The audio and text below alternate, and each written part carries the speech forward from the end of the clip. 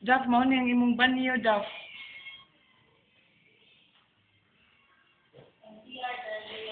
Oh, niya. Okay, mo nang banyo niya mo. Ang atop mo nang atop oh. Mo na atop. Mo nang atop niya mo ni ang banyo. Milk. Okay. Ang kitchen. Apila ni office. Apila ni.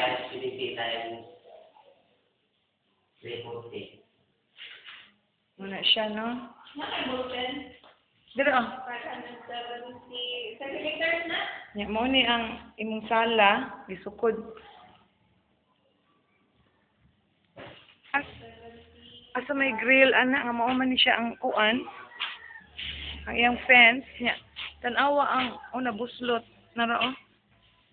Net na siya, ingon siya, aluminum kuno ang kuan, ang bintana. Ang kural.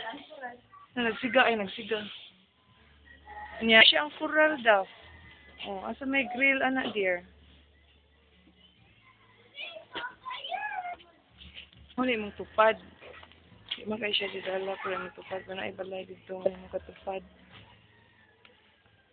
Yang gi kuan gi. Ano ni lain pinitilihan nga gididala. Ha? Ano mong giingon nimo dear nga. Pareha siya say sa imong mga kanyang yellow madami di man ni cream. May tao eh. Yung gi-renovate. Ngayon, usa ka pa. Luha ka units yung gipalit there. Yung gi-renovate. Ano mong balay? Ang mong tawag ko. Ang bintana. Morning atop there. Kaya ingon sila, ingon tong iyang ko nga gi-renovate ko ng atop. Pero wala man ilisin ng atopa.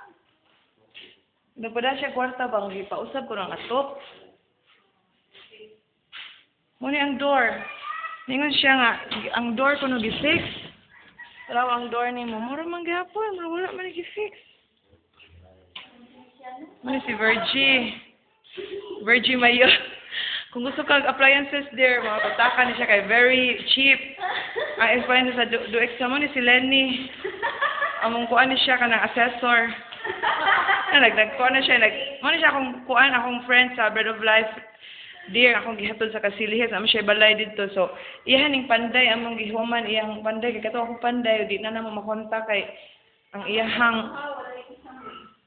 iyahang phone number na putlan, dili makontak si, kasi nga ni mo, no? Muna si Norberto in action. Yan ang ipang sukod niya, ang imong kitchen, kani siya.